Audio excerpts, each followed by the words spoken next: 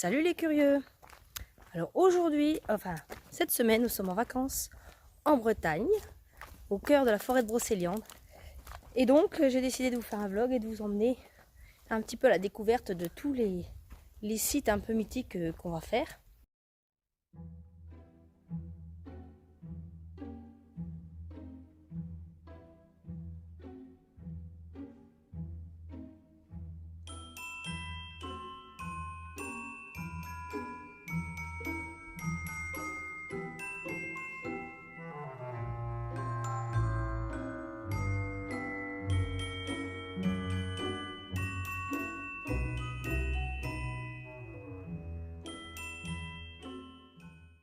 Alors nous sommes à pied, hein, et puis Greg est parti, enfin nous.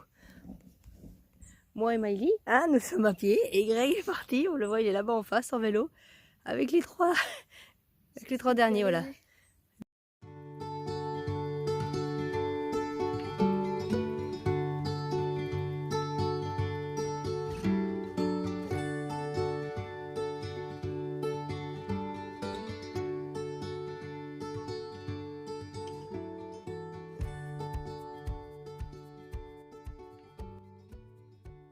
Pour commencer ce voyage sur les terres de Merlin l'Enchanteur, nous allons découvrir un arbre qui ne fait pas partie des légendes arthuriennes, mais qui est assez incroyable, c'est l'arbre d'or. C'est un châtaignier recouvert d'or par l'artiste François Davin en 1991, dont les branches ressemblent au bois d'un cerf. Il s'élève à l'entrée du Val sans retour en mémoire de l'incendie de 1990.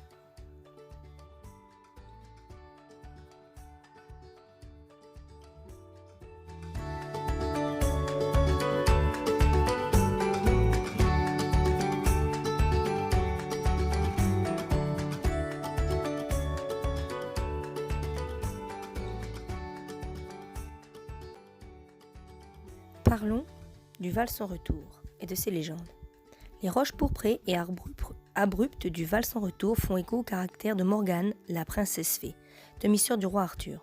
Pour se venger du beau Guyomarche, qui l'avait trahi, et de son amoureuse, elle condamna leur corps à subir la douleur du feu et de la glace. Puis elle les enferma dans la roche pourpre du Val. Le rocher des faux amants, les jeunes gens pétrifiés par la fureur de la fée, se dressent encore au-dessus du miroir aux fées. Leur cœur bat-il toujours sous leurs habits de schiste rouge ? Pour que sa vengeance soit complète, Morgane décida de punir tous les amants infidèles. Elle jeta un sort sur les entrelacs de vallées resserrés qui forment le Val sans retour. Tous les amants infidèles qui avaient le malheur de passer par là restaient prisonniers des murs d'air invisibles dressés par la fée. Les jeunes chevaliers ainsi capturés perdaient le sens de la réalité et du temps passé. Leur longue captivité leur semblait un bref moment plein de plaisir. Puis vint Lancelot. Fort de son courage et de son amour pour la reine, aidé d'un anneau magique offert par la fée Viviane, il découvrit les ruses de Morgane. Son audace réduisit à néant les apparitions maléfiques suscitées par la fée. Elle dut relâcher tous ses prisonniers. Ils découvrirent alors que le temps avait passé. Leur jeunesse s'était enfuie sans retour. On raconte aussi aujourd'hui que Lancelot a mis fin aux enchantements de Morgane. Enfin, c'est ce que l'on raconte.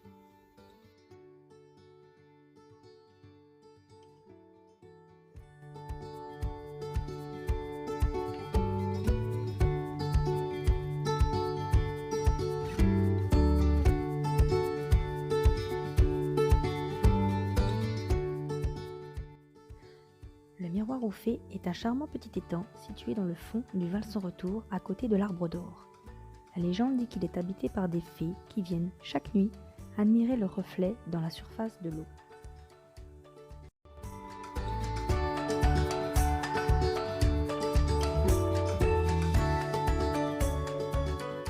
À une période que les mythologues situent au 5e siècle, le royaume de Bretagne est déchiré entre les nombreux prétendants au trône. Face à ce chaos, le magicien Merlin intervient pour remettre de l'ordre. La magie opère la veille de Noël. Au lever du jour, la population découvre une épée dans un rocher proche de la forêt de Brocéliande. Sur la lame est écrit que le prochain roi de Bretagne sera celui qui parviendra à retirer cette épée de son socle. Les barons puis les chevaliers essayèrent chacun leur tour mais en vain. Seul le jeune Arthur parvint à élever l'épée et devint alors le valeureux gardien d'Excalibur. Cette épée magique a la particularité d'être incassable, de trancher l'impossible, tout en protégeant des blessures. Quand Arthur vint à mourir, l'épée fut donnée à la Dame du Lac.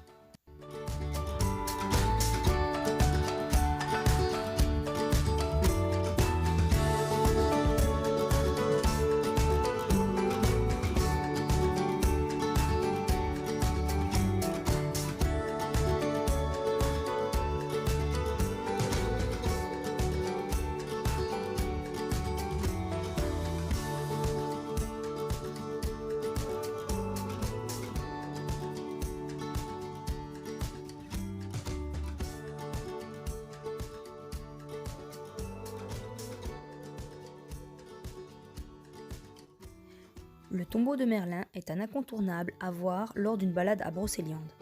Les 8 supports encore visibles au XIXe siècle furent détruits par le propriétaire du terrain. Seuls restèrent en place les 2 pierres que l'on voit aujourd'hui. La légende raconte que la fée Viviane, éperdument amoureuse de Merlin, a enfermé son maître dans un tombeau afin de le garder près d'elle.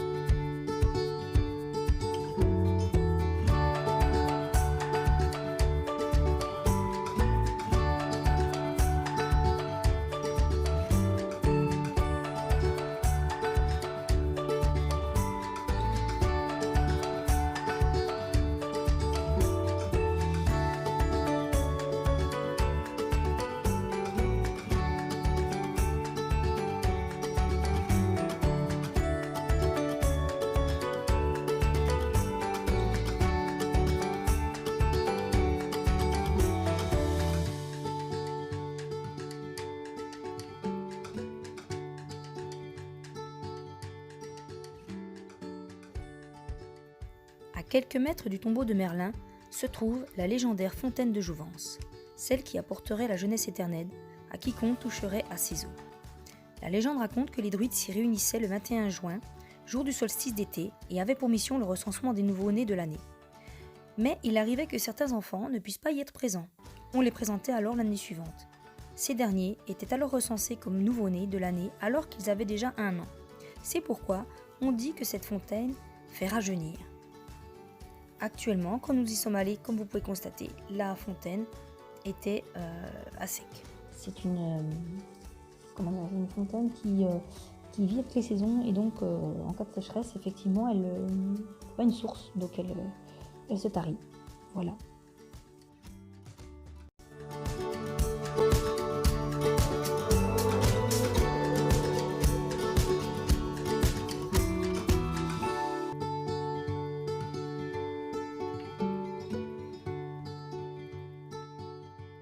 Il existe à Brocéliande des arbres remarquables dont la beauté et la magnificence nous font nous sentir tout petits face à ces géants. Des arbres qui nous murmurent à l'oreille les légendes arthuriennes. C'est le cas du chêne des Indrés qui se situe non loin du tombeau de Merlin et de la fontaine de Jouvence. Vieux d'environ 500 ans. Son aspect vénérable et son imposante ramure nous plongent dans le décor envoûtant qui rendrait envieux plus d'un druide.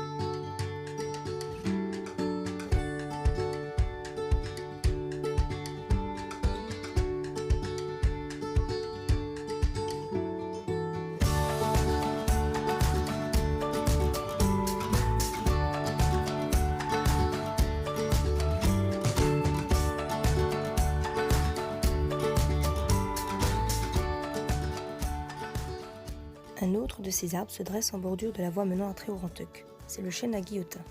Sa circonférence d'environ 10 mètres et son âge vénérable l'impose en maître naturel des lieux. Voici sans conteste le patriarche des arbres de Brocéliande. La tradition donne depuis longtemps déjà quelques 1000 années à ces rameaux enchantés. 1000 ans, 10 siècles d'histoire et un nombre incalculable de passants et de faits.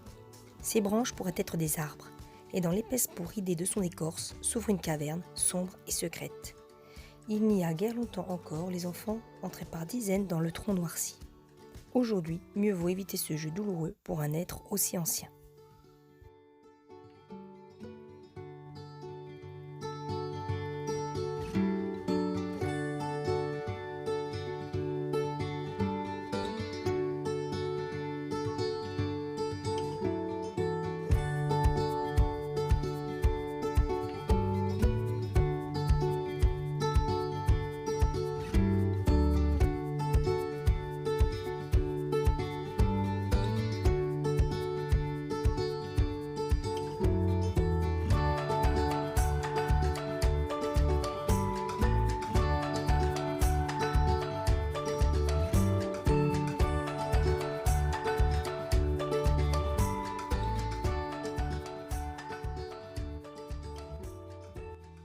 Après la fontaine de Jouvence, voici la fontaine de Barenton. Autrefois appelée Bellenton, la fontaine tiendrait son nom du dieu solaire celte Bélinos, dont cette première devait être un sanctuaire. Cette divinité rayonnante et brûlante possède les mêmes propriétés que sa fontaine. Il paraîtrait que celle-ci se met à bouillonner en occasionnant de violentes tempêtes, comme si l'enfer était devenu terrestre. D'aucuns diraient qu'il ne s'agit que de bulles d'azote provoquées par le temps orageux. Personnellement, je préfère la version légendaire. La fontaine fut un lieu de rencontre privilégié entre Merlin et son amante, et son élève Viviane, mais également le théâtre de l'affrontement mythique divin, le chevalier du lion et du chevalier noir. Dans la culture populaire, les jeunes femmes y jetaient une épingle en métal en espérant l'apparition de bulles et ainsi savoir si elles seraient mariées dans l'année.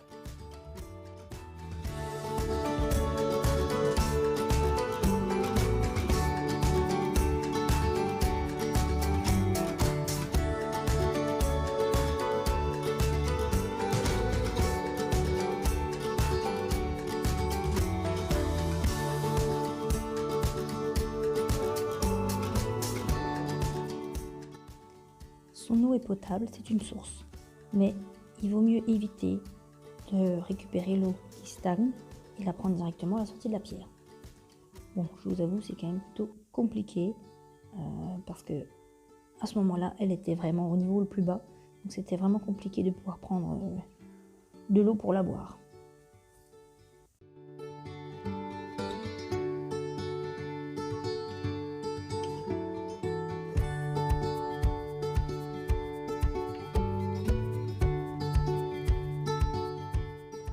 La forêt de Brocéliande abrite la seule église au monde consacrée à la légende du Graal. Simple et dépouillée, vêtue de schiste pourpre, elle réunit par la volonté d'un prêtre hors du commun la mémoire des Celtes, la religion chrétienne et les récits de chevalerie. Au cœur du village de Tréoranteuc, elle offre un ensemble mythique et mystique tout à fait exceptionnel.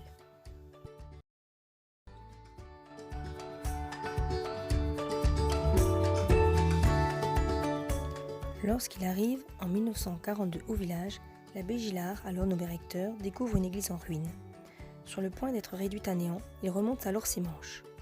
Pendant près de 20 ans, il s'attaque alors à un véritable chantier. La sacristie est déplacée, les murs, le toit et le clocher sont restaurés.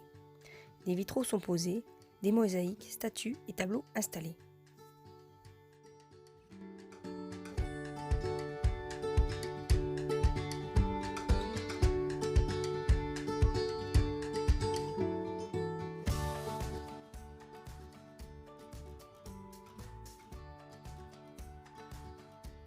L'originalité de cette église, en plus de l'histoire de son sauvetage, se trouve dans les petits détails que l'on retrouve disséminés un peu partout dans le lieu. Car, lors de la restauration de l'édifice, l'abbé Gillard s'est inspiré des légendes entourant Brocéliande et y a mêlé la religion chrétienne. Vitraux, mosaïques et inscriptions font un parallèle entre la légende d'Arthur et l'histoire biblique. Les scènes religieuses font écho à des scènes tirées des légendes. On y retrouve par exemple des parallèles entre la scène et les chevaliers de la table ronde. Le caractère atypique de cette église ne pourra qu'émerveiller ceux qui la visitent.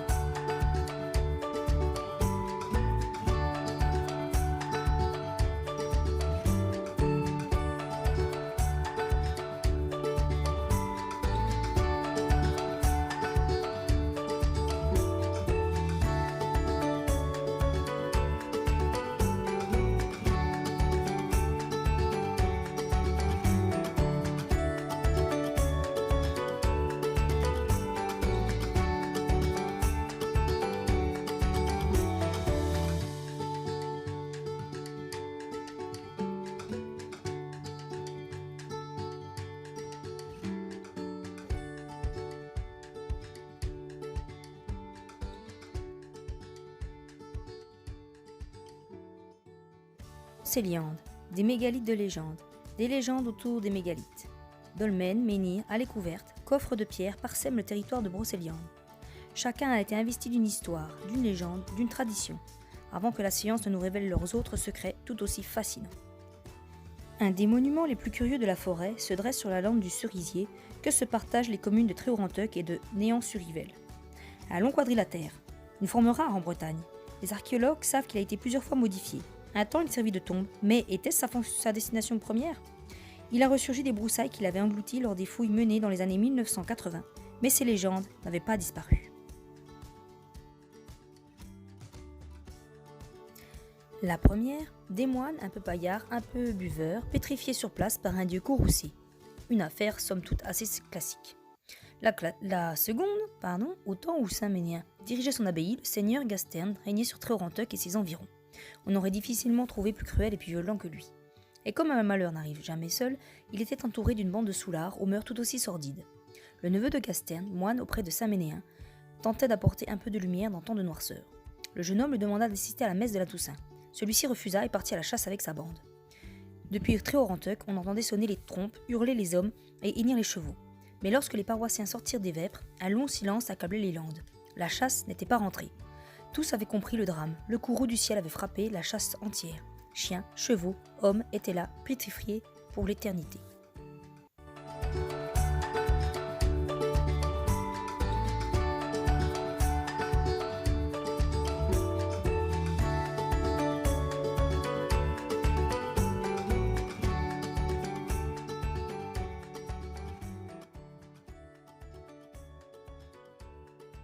En terre de légende, les pierres droites ont une place d'honneur, surtout ici à Monteneuf, qui recense plus de 400 menhirs. La légende laisse entendre que d'autres géants sont encore cachés. La preuve en est, de nombreuses fouilles sont en cours. Un jeu de cache-cache qui nous réserve encore bien des surprises. Pour découvrir les pierres les moins timides, il suffit d'une petite balade familiale à travers landes et bois pour en prendre plein les yeux.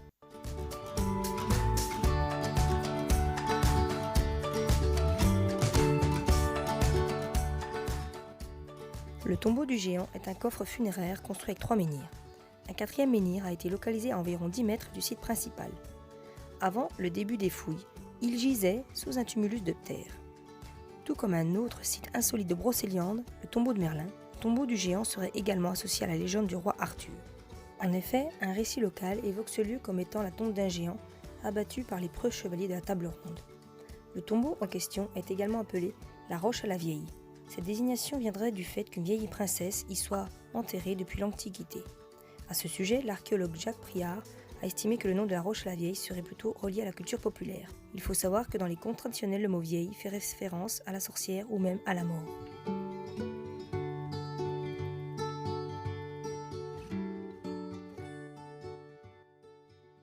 Sortons un peu de la forêt et allons voir un endroit assez insolite créé à l'image de la grotte de Lourdes, la grotte de Notre-Dame de Paimpont. C'est pendant l'été 1884 qu'il fut décidé de construire le sanctuaire de la grotte dans un coin retiré au nord de l'étang de Paimpont et près d'une fontaine devenue légendaire, lieu de pèlerinage depuis des siècles. C'est aujourd'hui un endroit agréable de recueillement et de promenade le long de l'étang. Au Moyen-Âge, les moines de l'abbaye de Paimpont s'y rendaient directement de leur logis en coupant l'étang par un chemin que l'on appelait la chaussée des moines. Dans ce lieu, à l'écart, jaillissaient les eaux bienfaitrices d'une fontaine appelée Notre-Dame de Chêne, qui devint peu à peu une étape rituelle du pèlerinage de la Pentecôte jusqu'à la Révolution. À l'endroit du sanctuaire de la grotte, au 7e siècle, la Sainte Vierge serait apparue à Judicaël, le fondateur de l'abbaye de Paimpont. Sur ses indications, le roi fit jaillir une source d'un coup de bâton. Dès lors, la fontaine des Chênes acquiert une réputation miraculeuse, savamment entretenue par les autorités religieuses. Et naturellement, elle se voit rebaptisée Notre-Dame de Paimpont. Une statue du roi Judicaël est érigée près de la fontaine, faisant face à la grotte. Voici la fontaine, qui est une source qui ne se tarit pas, dont vous pourriez boire l'eau. L'eau est potable et elle a des bienfaits miraculeux.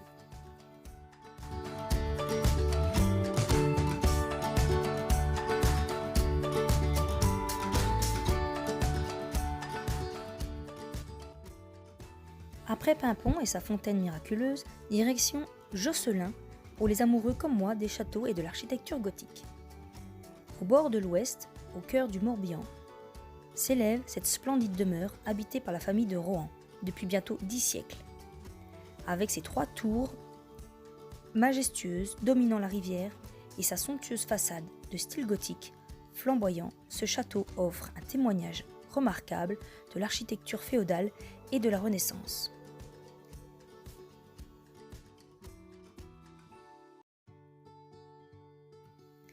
La salle à manger est aménagée dans le style décoratif à la mode de la fin du XIXe siècle qui s'inspire fortement du Moyen Âge.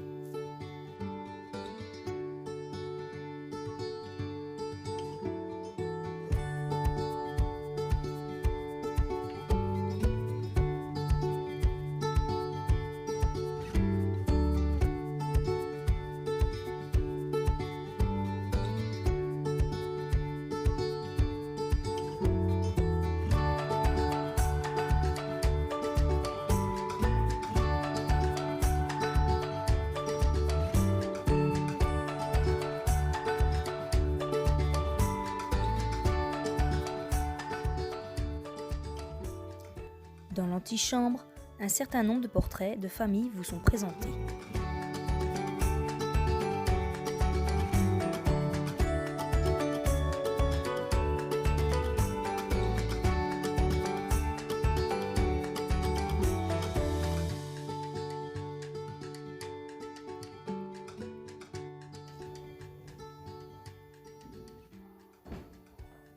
Enfin, admirez la superbe cheminée monumentale dans le grand salon édifié au début du XVIe siècle.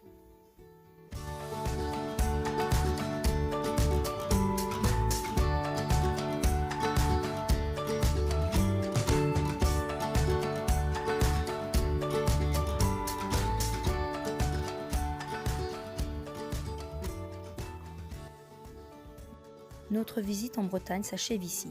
Ce voyage fut incroyable. Je crois que les enfants et moi-même n'oublierons jamais l'aura de cette forêt. J'espère que cette vidéo vous aura donné envie de découvrir Brocéliande et ses lieux légendaires. Pour nous en tout cas, le voyage n'est pas fini.